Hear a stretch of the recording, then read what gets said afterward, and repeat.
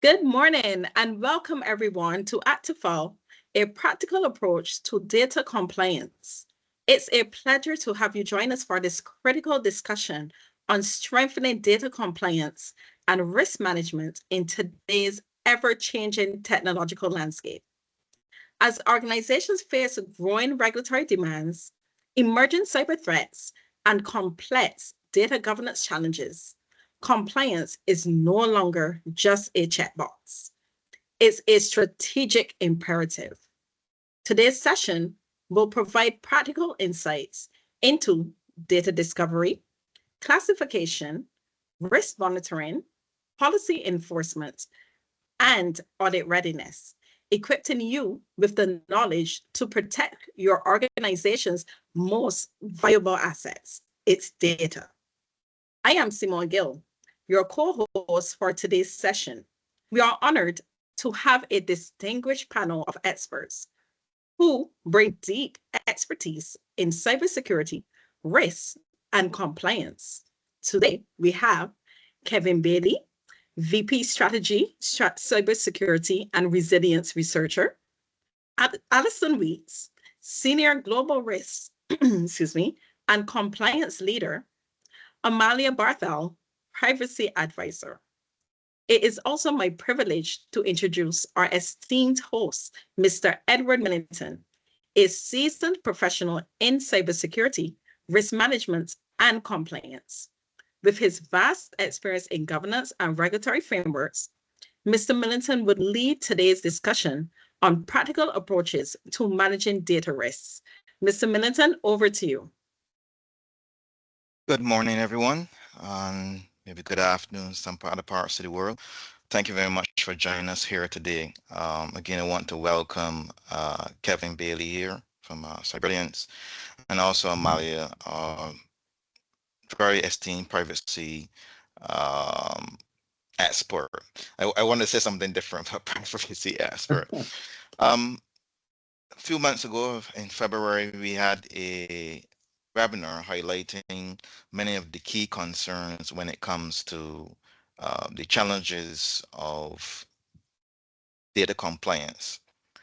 And some of the key challenges was highlighted in a link that we would have posted through email access and so forth online that highlighted the synopsis of the webinar itself.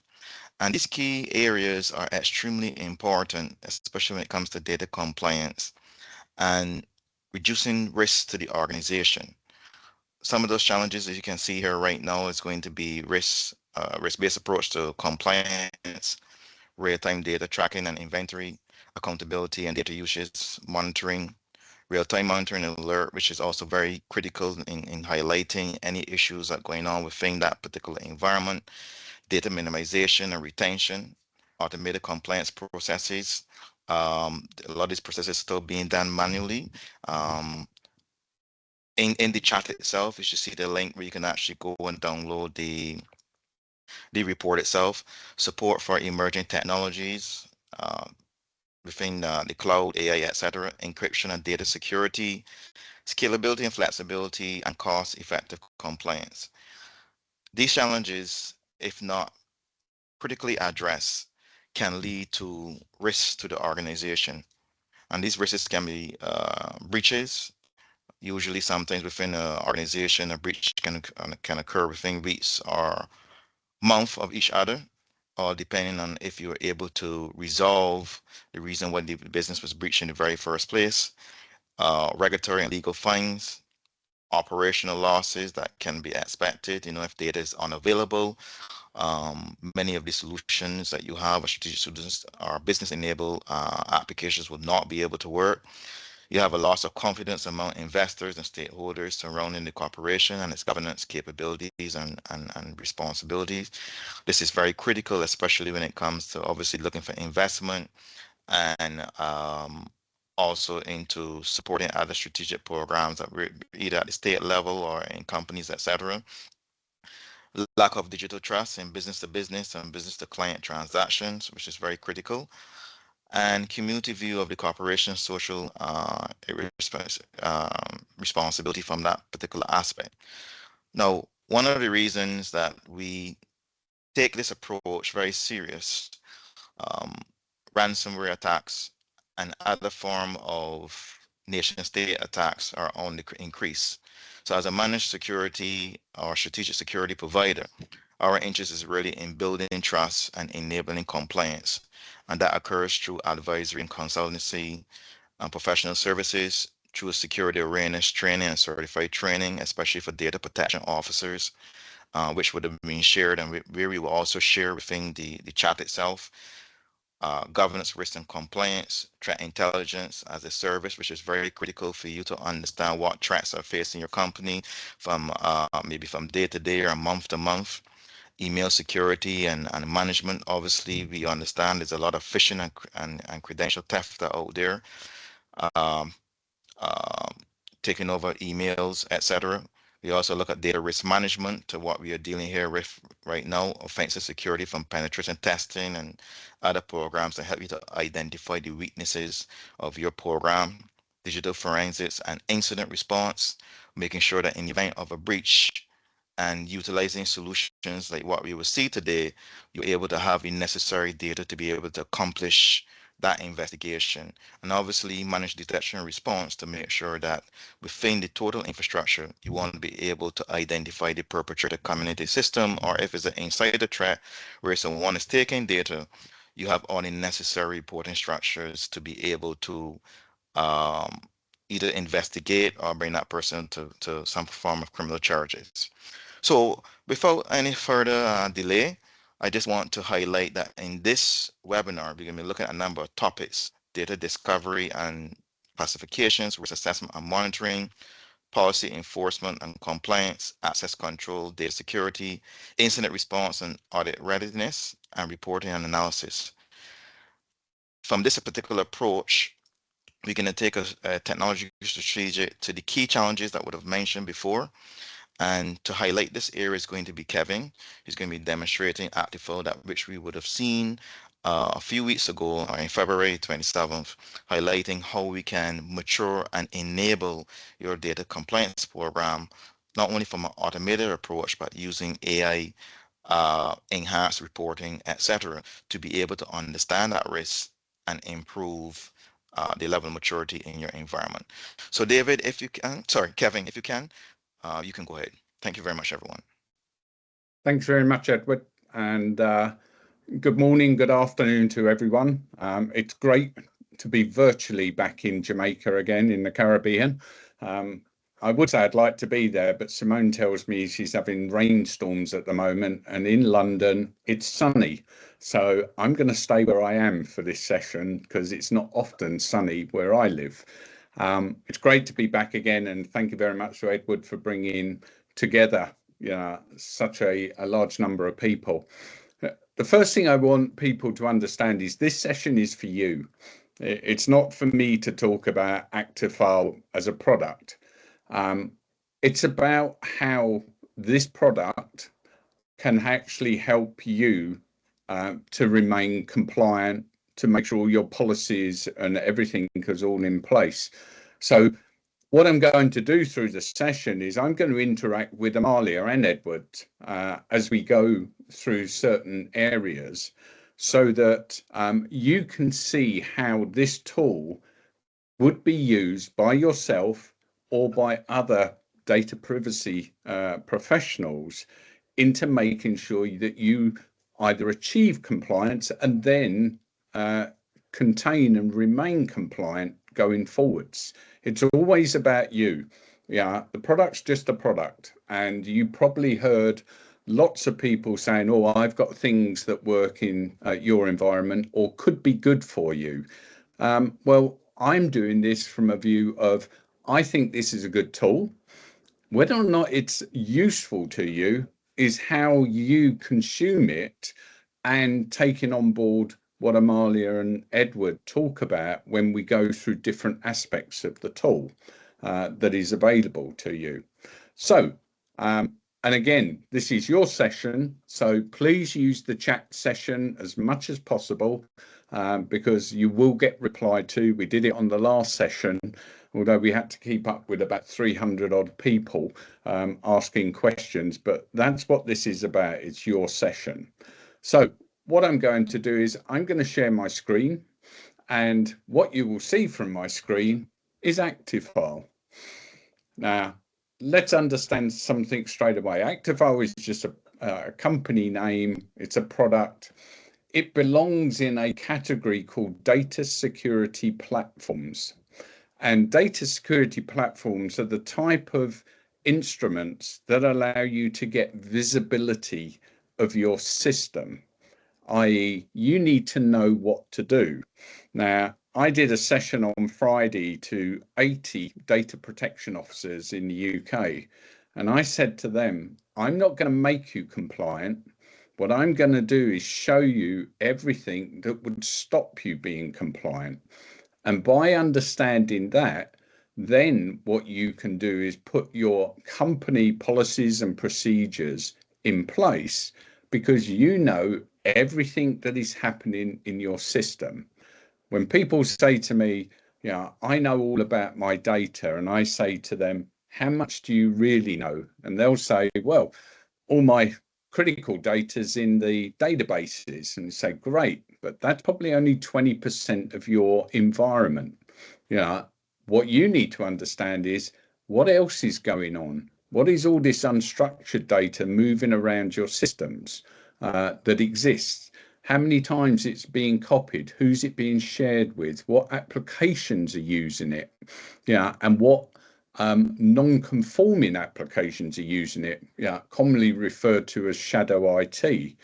Now, Actifile is built to do exactly that, but it's also built to give you a value of what your risk is.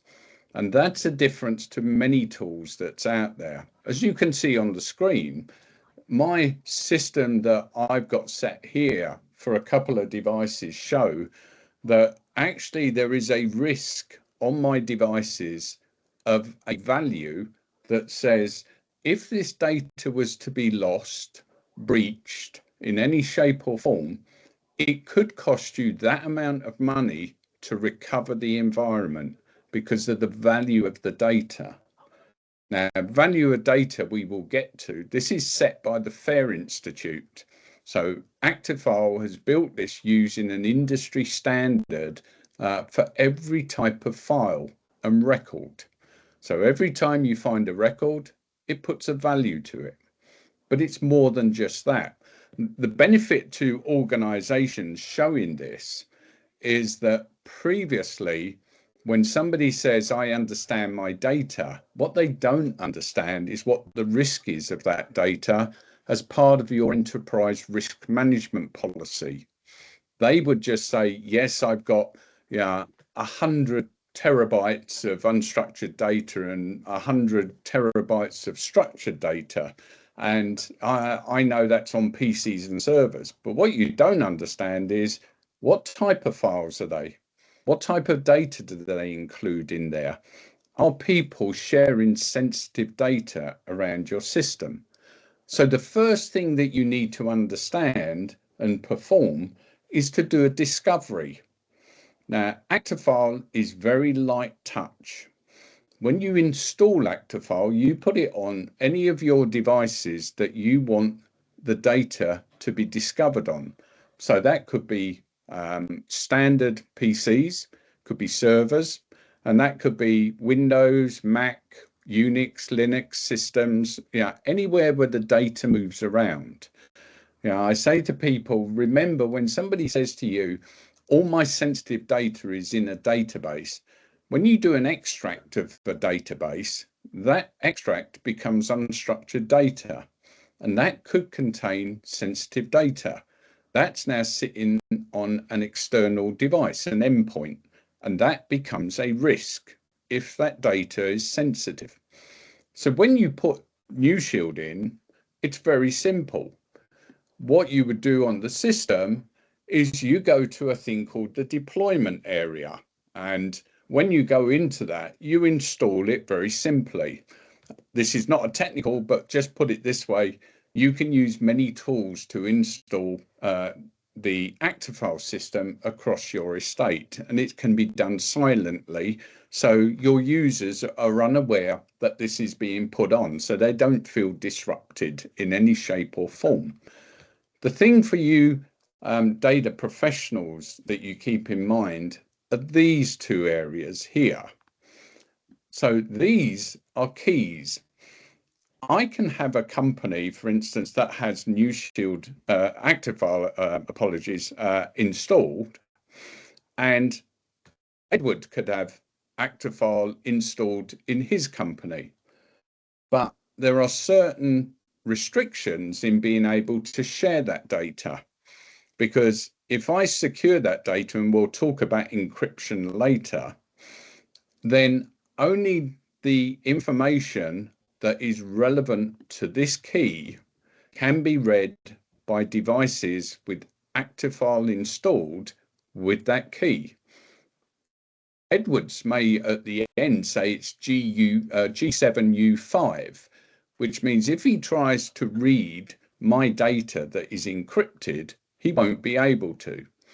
And this is part of the protection mechanism that's put in place. Users are unaware that Actifile is running on their device. What you see on the screen is a management portal that is run either by your IT team, your data protection officers, your compliance team. They are the people that get access to this system. It is oblivious to the user until you start to encrypt data. Then they can interact in a certain way. And I'll describe that when we get to the encryption stage. Once you've downloaded the Actifile agent onto the device, and it's very non-invasive in what it does, you will immediately see what devices this has been deployed on. As I mentioned, I've got a couple of devices that are actually sitting next to me that are on the system. So as you can see, they're either dormant at the moment, waiting to be active, but it tells me exactly how many files are on each system, and it tells me the scannable data that it's been looking for. So how much data is being consumed on the devices that the system's in. It can also give me some additional information about the operating system that is there.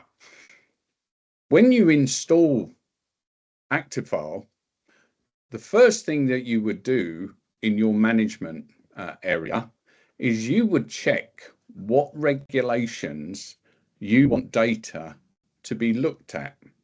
So, for instance, Cyberbrilliance is a Canadian company. We do a lot of stuff with the guys. So this is their version of GDPR that's there. Amalia can tell you more about PIPEDA, how it works. But what you're able to do is turn on or off different areas. So I could turn this on for the maturity model certification, if that's what you're interested in.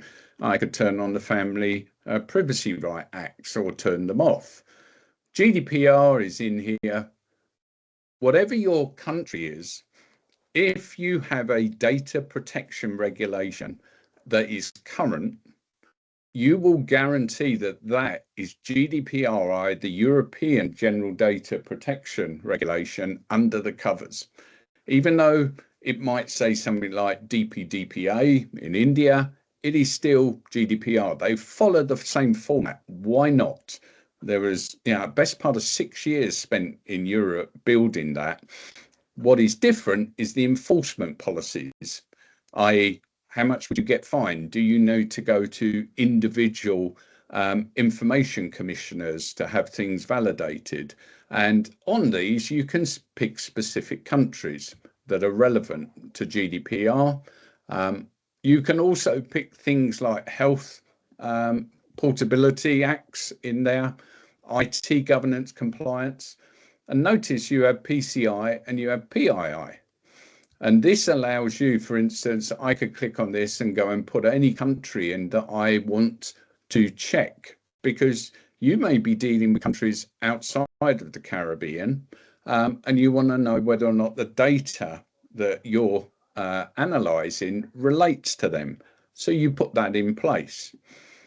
PCI is in here, even though it's not a regulation in the same effect as GDPR, but the fact is that if you're not PCI compliant, you could get taken off of things like the SWIFT systems. You can get fined by your local regulatory body for not dealing with that. In America, a lot of the stuff that happens with PCI is also replicated here at the top in the FTC. And you will see that in the systems, the way they came up. So once you've defined this and you just click these, what the system does is it builds you a set of classifiers, set of rules that you have. And these are built automatically for you. There's a library of about 250 that run through it. If yours are not in there straight away, you can build additional, but you don't do that from the start.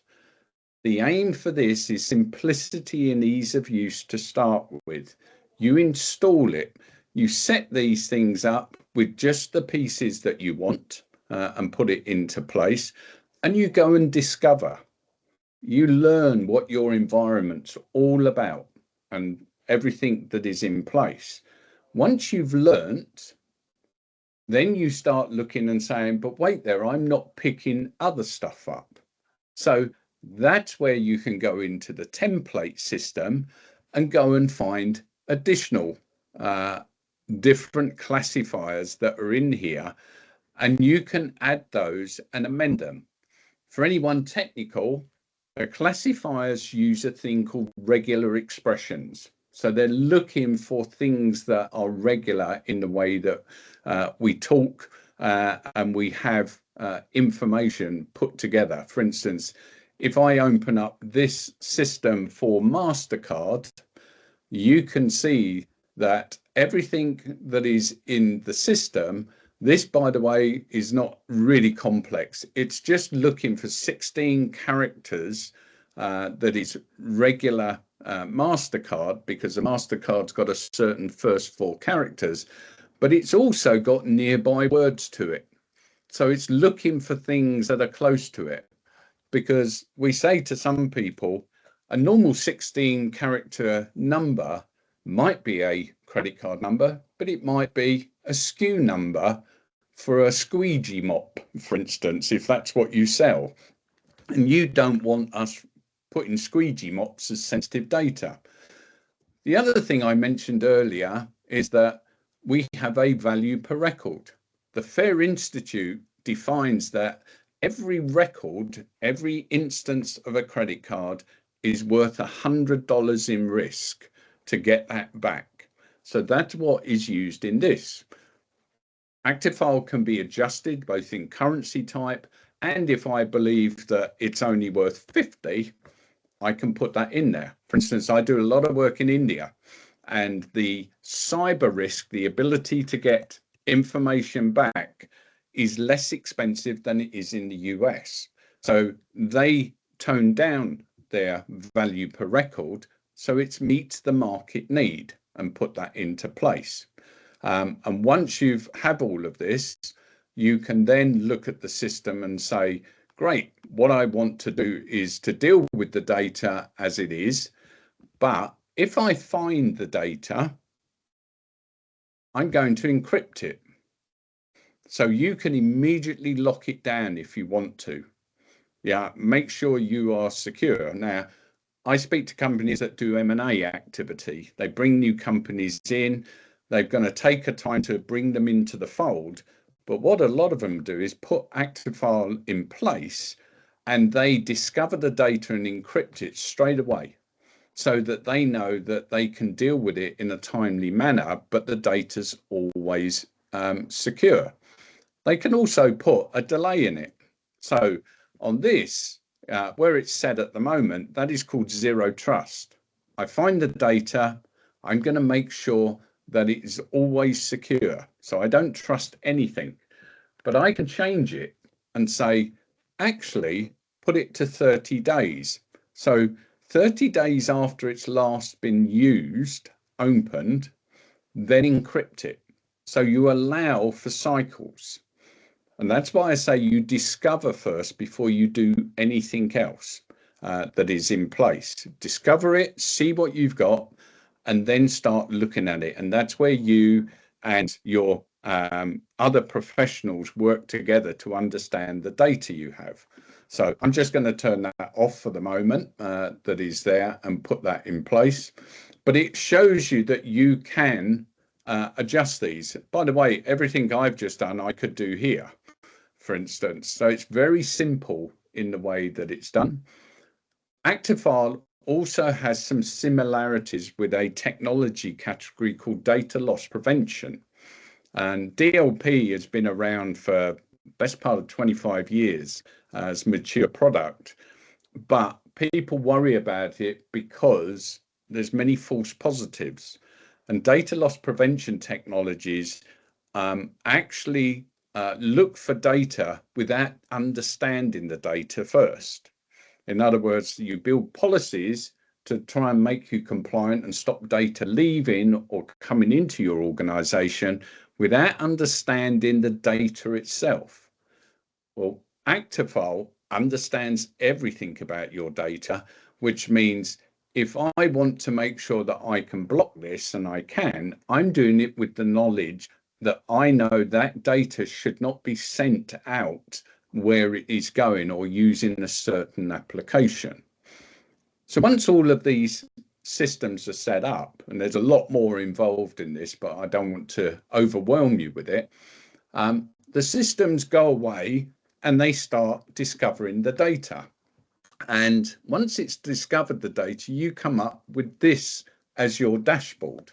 And what you are doing with this is the system has gone away, looked at the data, and started to classify the data based on the classifiers and the regulations you have. So this is an overall view of your risk over time. Yeah, this is not normal. This is me because I add data to it, because I do demonstrations where people want me to throw new data in and see the risk grow. You can see the application risk declining, what it's moving. And then you can see device risk. So by each individual device, this is your applications, top risks that you have. Yeah, I'm a heavy OneDrive user. All of my data sits on Microsoft OneDrive. Believe it or not, I do use ChatGPT, and I'll go into that a little bit more, why that's relevant in today's environment. It also shows you what the risk is per device. So this is the risk overall, and this is the risk per device. So you can hone in down to device level, which in effect means user level, because you know, or your IT team do, who is the owner of that device, who uses it. And then you can look at the top data risks by classifiers that you have. Now, understand this, it's probably not normal. It's because I got a lot of test data in here that Actifile provide me. It's swamp data. So I'm going to find stuff that you wouldn't normally find, but it gives you an idea of what you have. So once you understand that, that's great, but you can't do anything with it. What you do is when you look at it from a risk portal viewpoint, now I can see how my risk relates to my regulations. And that's what you want to know. Remember, I'm not making you compliant. What I'm doing is saying this types of data we found across these systems relate to these types of regulations.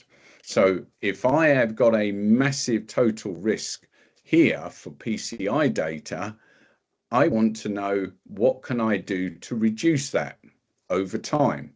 And that's where this risk over time in the top right-hand side fits in.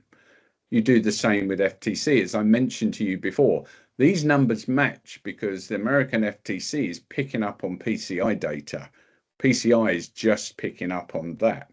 So this isn't an official regulation. It's a directive and a way that you do work. This is a direct regulation that you will get fined for.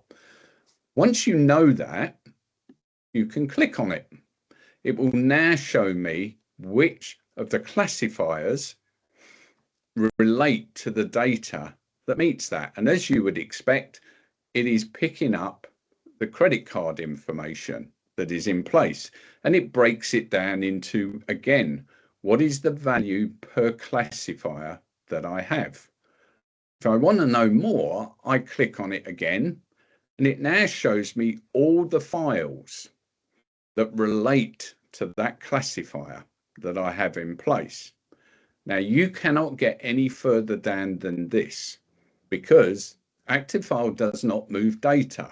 It doesn't move it between the client, i.e. the device, and the management portal. What you can do is if you click on it, it will give you the path name of where it's located. Then you can go to the device and talk to the individual and have them look at it. Now, what it also tells me here is there are 3 records inside this file that meets this classifier. And that's what you've got in the system.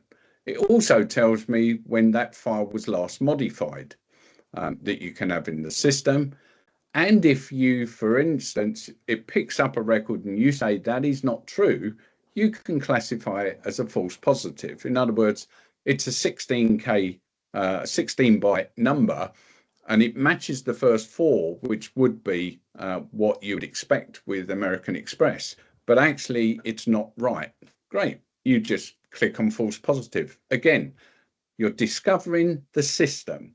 Very simple in what's put together for this.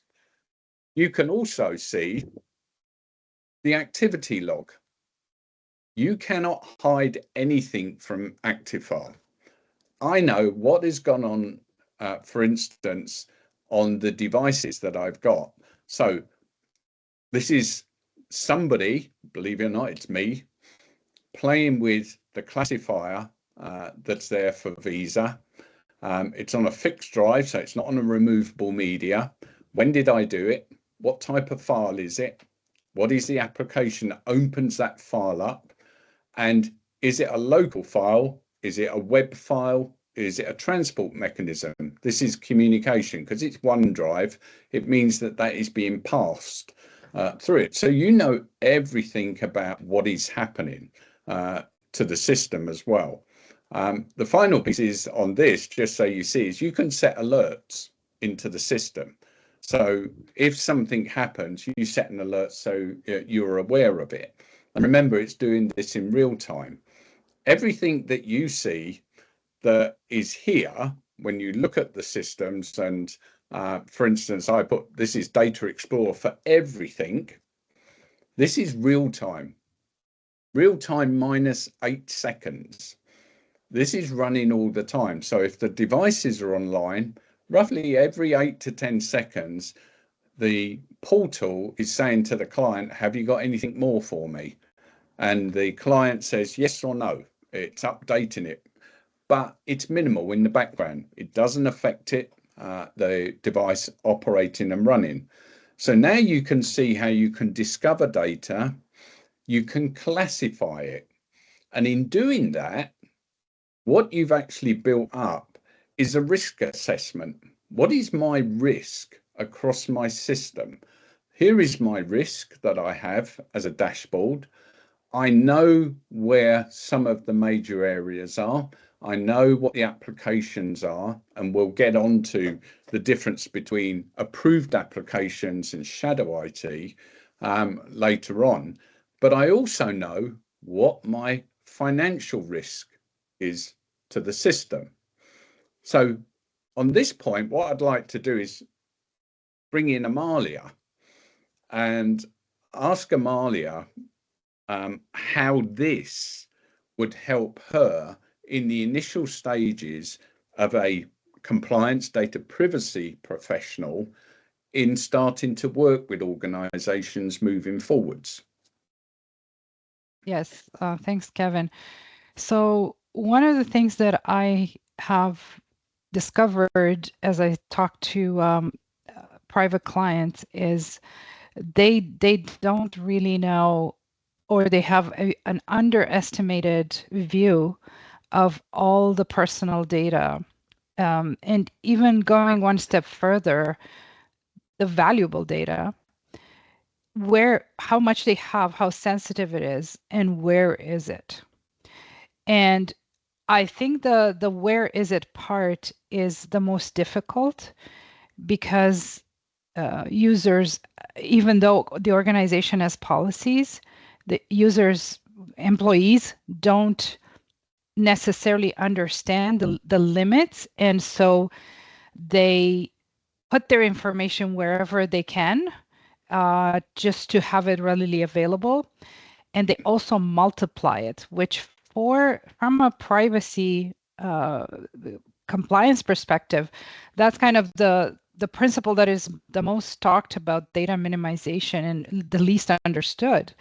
Data minimization is not just simply about well, how much data points we collect and why do we need all of them, but it's also the number of times that we multiply those data points in different repositories, whether repositories that are controlled or not controlled. And so that is where this information is incredibly valuable to me. And you might say, yeah, but it's like thousands and thousands of data points and sources, and how do you handle that? And I want to tell you that we will discuss this after Kevin is done with the demo. We will give you the secret recipe on how we handle that. So that's great. So let me take it forward. Hopefully everyone is still with us and understands.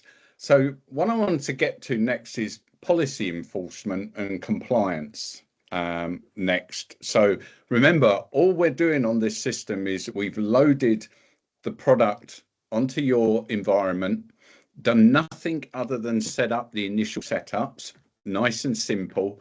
And the key part here, it's I think the key thing with policy enforcement and compliance, and talking to Edward and Simone about the Caribbean area, and you have a massive activity going on around anti-money laundering systems, because you find information that says this amount of money is being stolen or being used fraudulently through finance organizations, and you reap that back.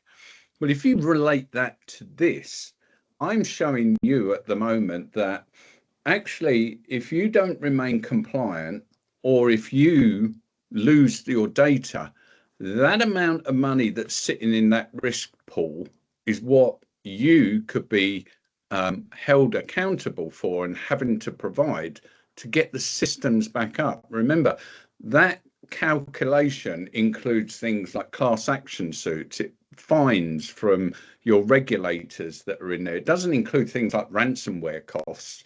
You pay that separately if you're allowed to. I know in the US you're not allowed to anymore, or not supposed to. So it's all of those costs that you look and say, can my company operate if I lost this data, or if I was impacted in such a way that makes me non-compliant? And that's without the new AI regulations that are going to come down for standard AI and Gen AI systems that are appearing on the market at the moment. So policy enforcement without doing anything else is something that you can do within this. And what you would look at for policy enforcement is actually looking at what people can do with the applications that they have in their system. Everybody uses these that are in place. And by the way, Actifile only announces as such an application when it finds that you're using it on your system, because it doesn't need any integration.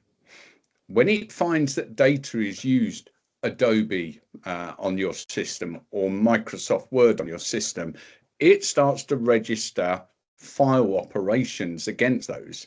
For instance, Notepad is here because on one of the systems I got, I use Notepad to show encrypted files, badly encrypted files when ransomware hits. So I know why these are being used. And what you're doing is putting policy enforcement in place. You're saying on these systems, and let's pick Microsoft Word, for instance, this is allowed. This is a normal application that you've got in your system. What you can do here is say, if I've got encryption, and you'll see where I turn this on in a moment, and it's a sensitive file, do not decrypt it. In other words, I don't want people reading these files for whatever reason. In the same way, you can say, always decrypt it. So anybody that's got an Actifile system with the right license key can read the data. You can also, on these systems, and this is where my friend, hopefully he appears, there he is, ChatGPT comes into play. Now, the fun thing about this is ChatGPT here has got two instances. Now, I know because this is my system, one is done through the website, one is done through a GPT app on my device. Now, the company policy could be, if you're going to use ChatGPT, you cannot put sensitive data through it. And if you do use that application, you've got to use it on the web-based system, not have it on your device. So you could very simply say, keep it encrypted, and or actually block anybody from ever putting any of your sensitive data into a ChatGPT engine.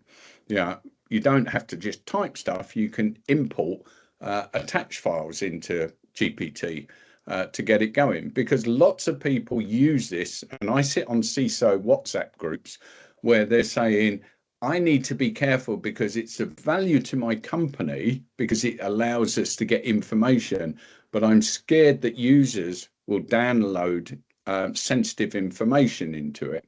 But this is where, with Actifile, you can do policy put policy enforcement in, but also make sure you're remaining compliant with your company procedures as well. So you can put this in. I can also change it and saying, if somebody wants to use a transport method, a communication method, so they're going to use email and go and use email to import it into ChatGPT, I want you to block that as well. You can duplicate all of these. This is where, after you've done the initial discovery, you get down, not into the weeds, but you start looking through and seeing what you've got that's in place. So you can start employing things, and allow listing, which is what this is called, is a standard procedure that is used on a lot of systems around that exist. So these sort of things are in place, and that's why when something breaches one of these, or somebody does something to the system, you can pick it up because you can look at the activity logs of things that are happening in the system.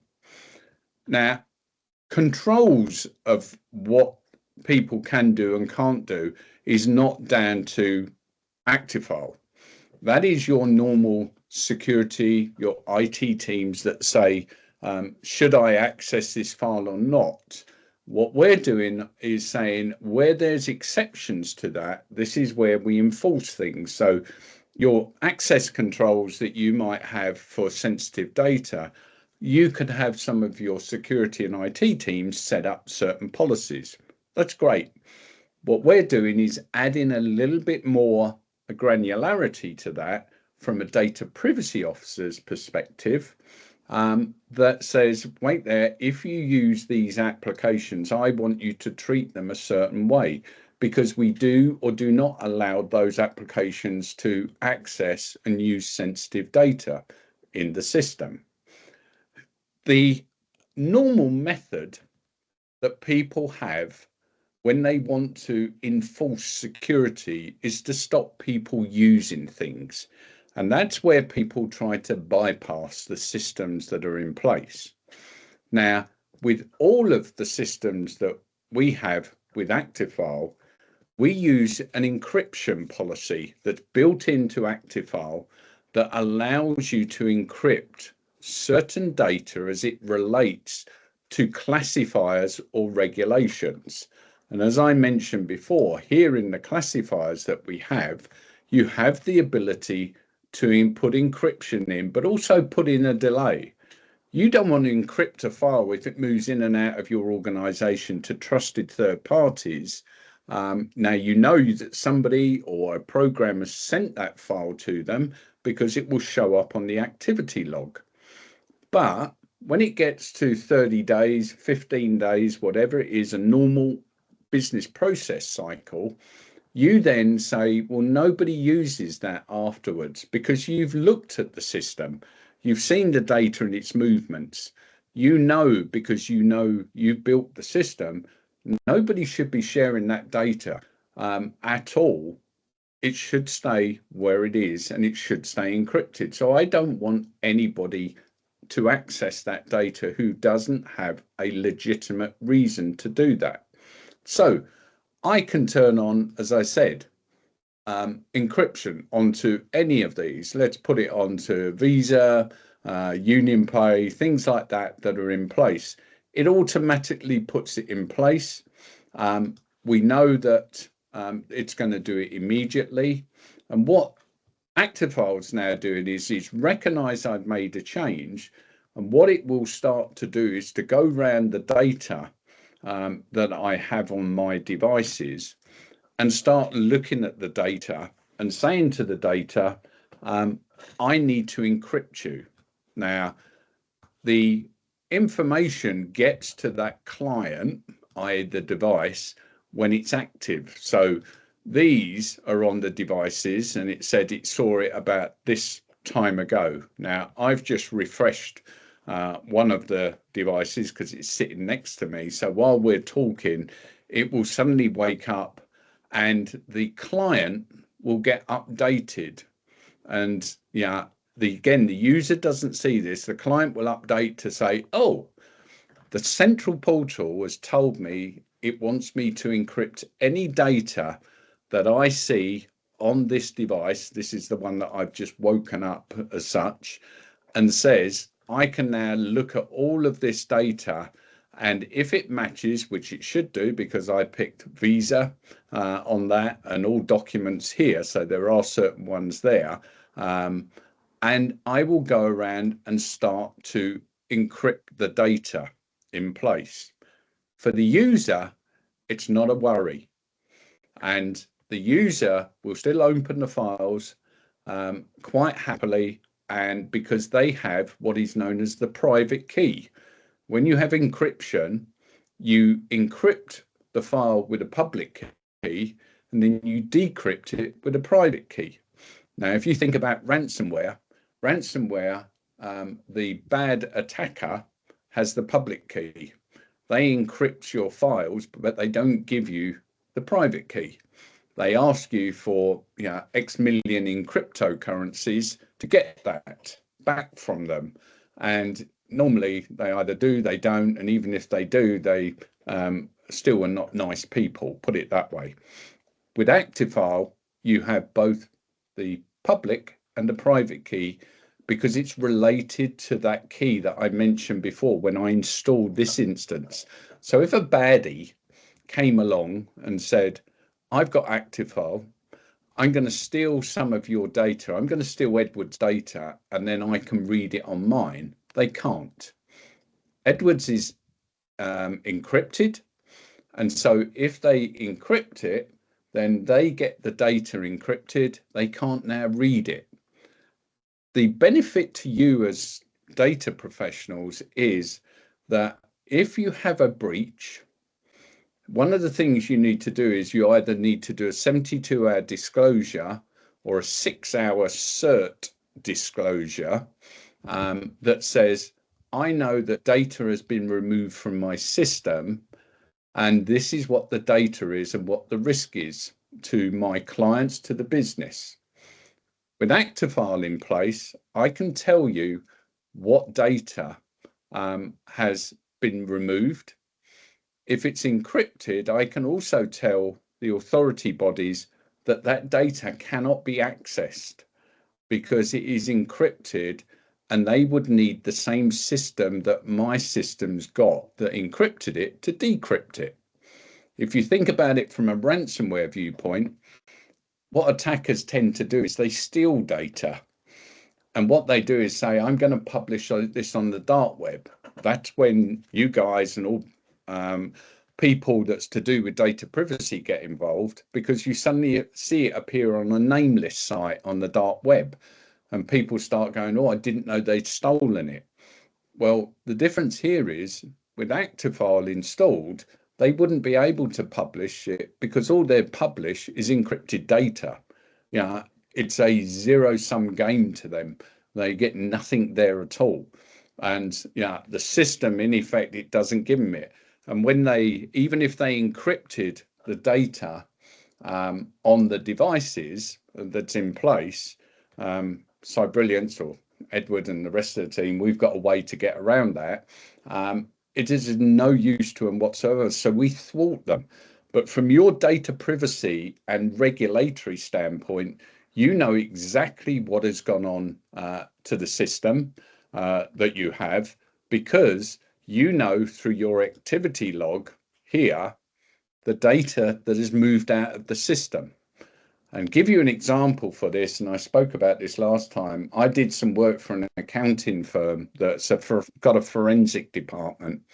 They didn't have Actifile in, but what we did is we took the data that had been compromised from a business email compromise attack, ingested it into Actifile, and found out that what the attackers had actually received through this, what was believed a legitimate request, was 100,000 mortgage accounts. But more importantly, they found out that internally there were 28 versions of that file floating around the system because it'd been shared that many times. So it raises the risk aspect to it. As you can see at the top here, my numbers are changing. So you can see that I'm de-risking the environment because I've turned encryption on.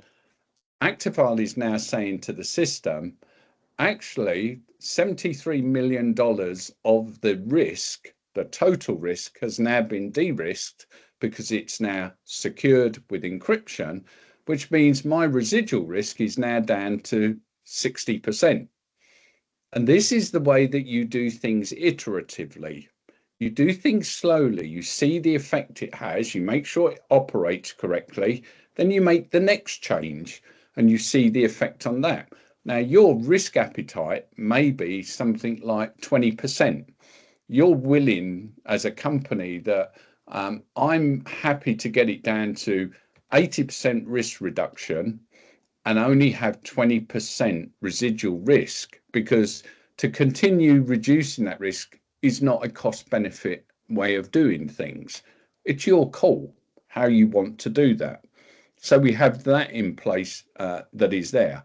So coming back to Amalia, again, I'm looking at this from a security professional standpoint. The ability to play with policy enforcement, put new policies in, and also to secure it down and know everything that's going on. I'm sure it's got to be an advantage to a privacy professional when they are understanding a environment you've got to work to in the simplistic way that I've just shown it, to move things forward. Right. Yeah. So this effort of understanding what data you have and where the data is the most time-consuming effort for a privacy professional, because while information security is looking at protecting all the data in the organization, there there is special data out there that we need to know about because we have special requirements or rules around this data. So, for example, there was a comment about local laws and regulations. So if your local law says, if you receive a data access request, you must respond to it within 72 hours. Well, if that's the case, then you actually have to understand for one specific user, individual, looking to see what data you have about them, you have to be able to compile all that and be able to respond within 72 hours, not with everything that you have, but the ability to continue the conversation. If you are not able to find out where you have the data about this individual, you have a whole host of problems. And those problems don't come from a security incident. They come from the fact that you have to protect that individual's data throughout its life cycle. So you cannot demonstrate accountability. You cannot demonstrate that you're following a data retention schedule. You cannot demonstrate that the data for that individual has been used only with the consent or the permissions or the contractual obligations that it was collected for. Maybe it was used for something different because one of your employees didn't know and they started using that data for something different. So there's a whole range of issues that a privacy and GRC professional like myself would be looking into to understand that all of the requirements around the data lifecycle are met. And then, of course, whether these requirements are properly reflected in policies inside the organization. So not policies inside this application, but your organizational policies. Do we have the right rules around the data lifecycle that all of our employees are aware of and that are aligned with information security rules? Because if we're too relaxed on some access controls, that may be contrary to what we need to comply with on the privacy side, for example. So that is what I would do with this information. And typically it takes me between 3 to 6 months or more with cooperation of employees to discover all this data. And it's probably not all because it's based on what they're telling me and on their organizational knowledge and familiarity with where the data could be. So if I am going to elicit this data, the locations and what it is and where it is through interviews, it's going to take me a whole lot longer. How long does this take, Kevin? 10 seconds. Put it this way. Yeah, the realistic thing on this, as I said, is you put it in, it discovers the data. Yeah, it starts discovering it straight away, but you want to see what else is going on. So we have different things. Some people don't do anything for 7 days. Some allow it to run for 30 days. We have a US account that put it in for 30 days and found out they had 250 million files. Yeah, they're a 40-year-old company. They used to just encrypt everything, but they put this in place and could find every single file and movement and what touch points it was that was happening. So yeah, it's very quick. And as you say, Amalia. So which means, segue to that, even though it's so quick, it's your, sorry, I think I got disconnected a little bit. Even if it is so quick, it doesn't mean it's a one and done. No. It means that it becomes your insurance, literally becomes your insurance that you can start monitoring your environment. So you've done this data discovery, you've classified the information, then you catalog the information in a data privacy sense. then you can start monitoring if the rules that you put in place and the structure that you put in place is actually respected by your employees.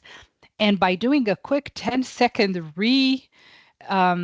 scan, you can understand the delta. You can understand the gap where the data movement isn't aligned with what you originally worked towards. And if there's any deviations, then you can go address those so much easier than having to redo this inventory manually every year, because it takes 6 months. So in 6 months, you're finally done, you're tired, exhausted, and then you have to start again. Yeah. And it's, Yeah. yes, Edward. Along the same lines, we have a question that I think is very Yeah. important that meshed with this here. So you're into the discovery phase. So some customers are going to have SharePoint, they're going to have Exchange servers, so forth. How, especially for the SharePoint point of view, obviously we have access to cloud storage and so forth. When the agent goes either on a server or on a workstation, how are you then capturing from in your SharePoint repository Exchange? Is this one viable, and what does it look like? Yeah, no, it's good question. By the way, both devices that I've got here as the example are using OneDrive. They both access data from OneDrive. If you think about the way that devices interact with SharePoint systems and other things that may have a centralized server, you pull down a copy of the data because there is multiple instances. Yeah, there may be a piece of data that Amalia, Edward, and I want to see unknowingly at the same time, and you get a copy of it provided down to a container that exists on that device, and then you access it.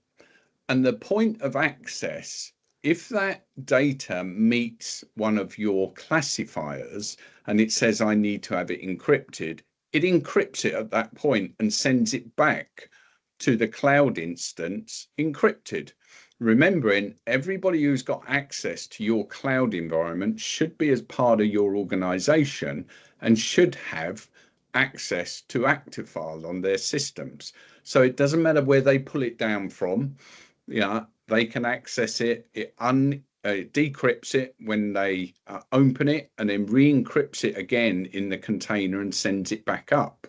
Yeah, if you don't maintain a copy on your device, and puts those in. So it works seamlessly with those. It's all about access time. Yeah, that you want. Yeah, I'm pulling it out of the server that is there, that's in place, and that's what you have. And to see how it works, and it's quite good because I mentioned about my ChatGPT exploits. And if you notice here, I've got my risk down to 50%. And anybody who's really detailed will see that I actually pulled down my other device and woke it up. And now both of my devices have now taken that encryption policy. So that's how quick this works to go around. When I look at web application risks, this is what it sees. So this is my SharePoint. There is no risk in it. Yeah. So Cyber Iron Dome was CyberBrilliance's previous name 3 years ago. So don't worry about that. ChatGPT is the thing I mentioned before, which is I can access ChatGPT online through the web because I'm allowed to. And if you notice, I did an upload of a file and it was non-sensitive that I put it in there. If I look at it for local applications, so these are applications running on my device. This is where we find shadow IT. When you go down, suddenly it said, wait a minute, you've got a local version of ChatGPT sitting on the system and you've got a risk. And that risk is related to Visa credit cards. So you, for some reason, worked on the system and sent up sensitive data. Anybody who's really smart will go, yeah, but if you look back on where you was, it said block. Well, that's because I seen in this environment that was sent up there and I subsequently blocked it. You cannot block something that's already happened. Yeah. So from Amalia's standpoint, I've seen that on the 17th of March, this guy decided to upload credit card information to GPT and it was successful. So if those pieces of data get out and appear on the dark side, on the dark web, you know that that data is related to you and you know who it was that did that. So you can pick these things up straight away. So SharePoint, yeah, systems, you can't hide it from that. Yeah, if somebody manages to get some applications on and they're using it to process, yeah, my easy one is people say, well, I only use TikTok or WhatsApp to engage with people. I share pictures of my cat on TikTok. And then you suddenly find they're uploading sensitive data to TikTok. Yeah, you can pick that up. And that is key for you. Now, when you look at instant response, as Amalia says, and you audit capability, I've got it running real time. So at the top here, I can produce reports. Now, these are to a certain degree CIO, CXO reports, not CEO reports. But I can pick up, for instance, an executive summary of what is going on my system at any point that is in the environment. I'll just move this over because it opened it up in my other screen. What this will show me straight away, yeah, that you've got is an executive summary of everything about the data, the devices, what the classifiers are that has been picked up, which countries it relates to, which regulations this data relates to. So you immediately get in this summary, as Amalia says, that takes her months to bring together. And again, hers is only an assumption based on a third-party conversation that says, I think this is the data I've got. I can see this full value. I can also see, as you mentioned, about what goes across SharePoint, what goes across OneDrive that is in the system. I can also see if people have uploaded things to USB drives.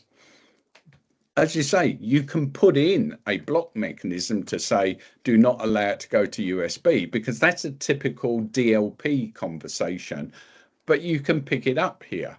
Now, more to, let's say it's to Amalia's liking, because this is the sort of thing that she would need to understand, is I would like to know everything about the files involved. And what you end up doing, and I'll bring this one over, is I can tell you every single file on every single device that you've got in the system. You could then go through this and run your own little script against it to pick up information, work out where it is, you know when the last activity happened. So all of this gives you that detail. And the accountancy firm that have got a forensic arm that we work with in Canada, they reckon this saved them 75% of their time to analyze activity. What is going on my system? I can pick this up. This says it's the top 20,000 most expensive files. That's a risk value. Whether you're interested in risk, and take that number as indicative. When I talk about risk that is available on the system that you have, and let me just get rid of that for you so we go back to this. What we're aiming to do that I don't believe any other system gives you is to show you what the indicative total risk is of your business. If that's 90% good, that's 90% better than what you have today. It's not supposed to be explicitly correct, because things change. But if Amalia is an auditor and they walk in and say, I want to know immediately what your risk is and your business for your data, you can just open this up and go, there's my risk. It's 50% of my business. This is what I've been doing over time to reduce it down. And I've got these activities happening that will lower that risk even further over the next X amount of days that will happen. So with those sort of things in place, you're able to quite happily say to anybody that comes in, I have a full understanding of my data. I know whether the risk is going up, what the application is doing going down. I know where my top data risks are. You can build this. So one of the things in GDPR is the right to be forgotten. I always say to people, how can you say to somebody that I don't have your data if you don't know where it is? So I can build a policy with Actifile in 5 minutes, less than that, that goes and looks for my name in every single device that is on there.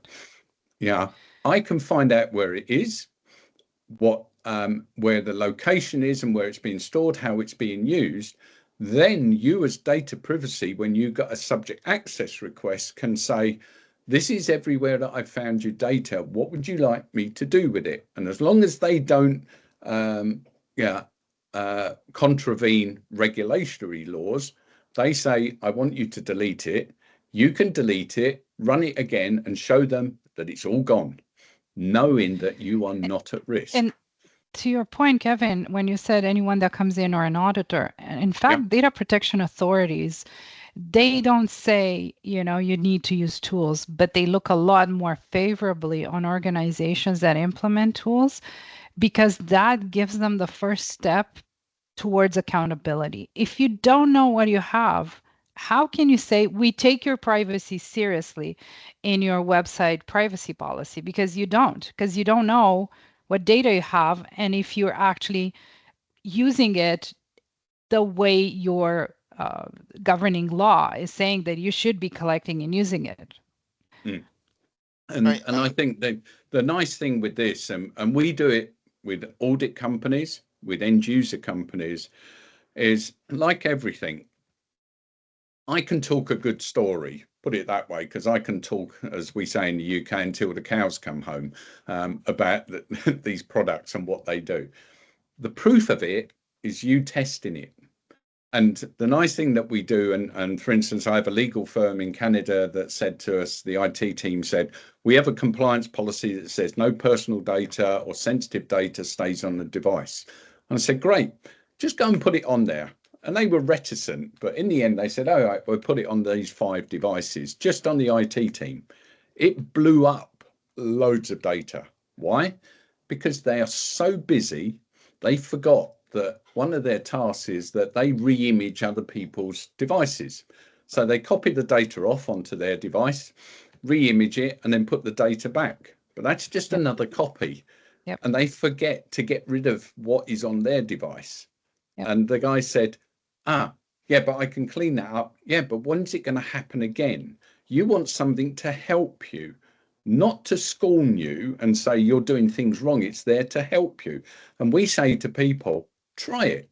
Yeah, I have proof of concepts, if you want to call it that, running in loads of places where we say to them, just put it on a handful of your devices to see what it looks like for your device and your environment. And if want, widen it out and see how it runs and see how what and also see if you actually really knew. If you're a non-believer and you go, no, it won't discover anything that I don't already know about.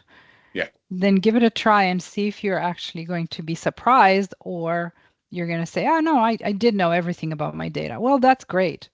But this allows you to actually check that you actually do know everything about your data. Good data.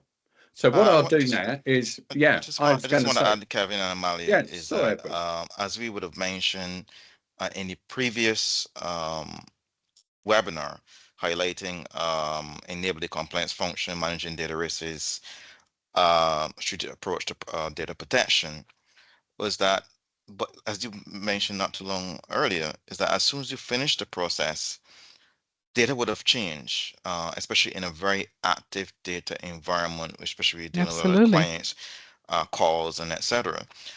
So therefore, And also in the report that you're going to share the link with now, there is a lot of the processes are very manual and not automated enough. And the quality of your assessment is really based on the individual that who's performing the assessment, and also the tools that are being used. So to be able to use this type of solution, to be able to go across each different types of machines and gather that data and continue to assess it, it's going to be very important. It's not a one-in-time assessment, it's a continuous approach to assessing your data risk within your infrastructure. Now, there was a question that was asked that was very important, and this was centered around shadow IT. But as we all know, there are two types. This is having additional components attached to your machine or some other device, any network that is unaccounted for. And I think the question is if you have that device that's unaccounted for, can I know what is on that device if IT doesn't know about it? So what is your answer, Kevin, to that? Yeah. Put it this way, especially when it comes to Actifile, having that awareness.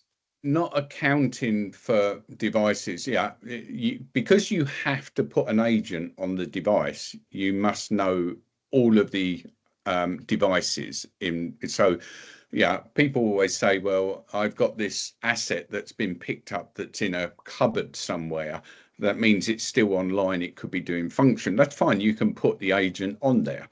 If you cannot put the agent on the device, then you can't find out what's on that.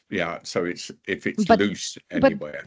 But Kevin, you can find anomalies in terms of your data going somewhere that you absolutely can't account for. So if you haven't discovered that device, you will discover the fact that data flows somewhere, and that from a privacy perspective is very important. That's what we do. We look for data transfers. We look for where the data travels, and if we find that it travels to some unknown entity, then we can go and actually start talking to the people that are transferring the data. What are you doing? Who are you sending this to? Why? And then, so again, this tool is very useful even to discover the unknown. And one other thing, Edward, and I know in the interest of time, maybe we should. So Edward is saying, well, things are changing all the time. And guess what else is changing? Regulations are changing all the time. So I kind of wanted to ask permission from Kevin, if that's okay, to just go to the next steps to talk about the fact that, as Simone said in the beginning, we don't have the luxury of just doing compliance as a checkbox exercise. Regulations are coming at us constantly. So with the current economic situation that everyone is aware of, countries are enacting new laws, new regulations. And a tool like this, and I don't know if you can share your presentation, Edward, a tool like this can actually help you preempt that. So if there's a new regulation that comes in, and for example, for us in Canada, we do have a new regulation that was enacted by the Bank of Canada. It's due to enter into force at the end of this year, and it's for payments for PSPs, payment service providers. It has absolutely extraterritorial application.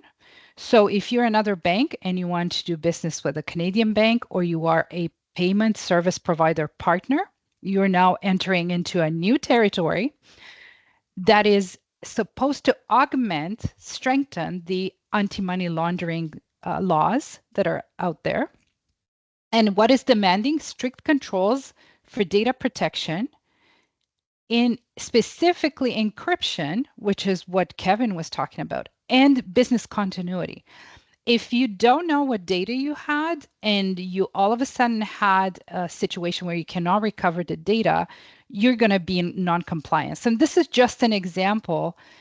California CPRA, the private sector regulation for privacy, private sector law for privacy, the regulations insist on an information security program very prescriptive that has encryption as one of the elements that are mandatory. So what we promised you at the beginning was that we're going to give you a quick recipe, kind of a 1, 2, 3. If we can go to the next slide, sorry, Edward, and then kind of you're going to say, okay, well, what do I need to do? Well, where do I start? Well, so you start with Actifile as the tool discovering what you have in your cupboards. What are you hiding in your cupboards for years and years and years? And what do you do with that information is actually you map it to your business departments. That is the biggest job that I have to do. That is not even my job. As a privacy GRC professional, I shouldn't go and ask departments what they're doing with the data.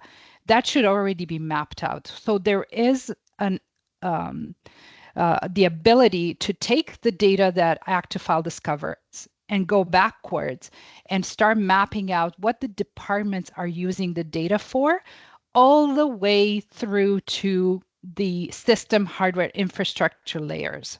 That's the blueprints that you should have in your organizations. Somebody needs to have that mapped out in your organizations. Why? Because you can't stand by your accountability statement if you cannot explain why each department is using certain data and certain applications. And if you find applications that have not been declared, that is when you have to understand why those applications are in use, because they're obviously violating some of your internal policies. The bringing in software is something that needs to go through a controlled process. What do you do next? Well, from a privacy perspective, you go through a data flow mapping exercise. So you've discovered the data, you've allocated it to the right departments, you've discovered that the applications and systems are legitimate, they've been approved.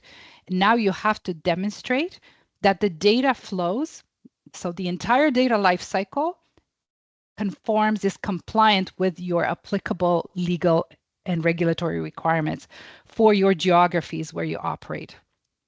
And the next step, you now can take a measure of your information security program. Is it working well? Is it covering everything? Your data protection maturity. So now you can go back with Kevin's application with Actifile. You can go back and say, well, now that I know all the data and all my risk, do I need to go and mature any of my processes, do I need to review how people understand these? Do I have any weaknesses in policy compliance or asset security or in business continuity and recovery? It gives you, I think Actifile is such a beautiful application because it gives you, is the gift that keeps on giving. It gives you a lot more to think about, that you can start maturing the processes and start engaging more stakeholders to understand what are the rules of the company, why is this important. So I think these 1, 2, 3 steps, starting with Actifile, are really going to help you on your journey towards not just in the moment compliance, but your journey to continue to monitor anything else that may come at you from an industry perspective, from if you want to expand into a geography, if you want to obtain ISO certification for any product that you have. This is your this is your secret recipe, secret weapon that you have to be able to show that your organization is taking data protection seriously. If any new regulatory rules compliance comes to you, your effort is going to be so much smaller, because you're going to look at, what do I already have? I have 75%, so I need just a little bit to add to my compliance activities and monitoring to remain compliant. Of course, it helps your business to expand. it helps your business go out there in the world and go, you can do business with us, you can trust us, and we can prove it. I think to me that's the most important. Proving is one thing. Saying it is oh, we have it, you trust us, but you can prove it, and you can be a trusted partner and expand your business and expand the value of your business. Yeah, so I think that the what you have demonstrated there, Actifile really allows you to really mature the data compliance whole program itself, because based on the previous webinar, which I shared a link inside the chat, a lot of the processes are still manual. You still don't have a full level of visibility into data within your infrastructure. And as we would have mentioned in the previous webinar too, and here, um, discovering those data assets is going to be very critical, including classification, because you want to make sure you're doing your due diligence when it comes to data protection laws, regardless if you're here within the region itself or you're managing data that is outside your region. It's going to be very important. Now, Kevin did answer a number of questions in the chat itself. I want to encourage you to, if you can, to complete the survey. It will help us to understand if the webinar have achieved all purposes in terms of your need for Actifile, or in general terms, data compliance. But we also are here to really help you tremendously in terms of starting this program. So we do have a number of interests where persons want to perform some level of proof of concept. It is very easy to do so. You can also do it in a test environment.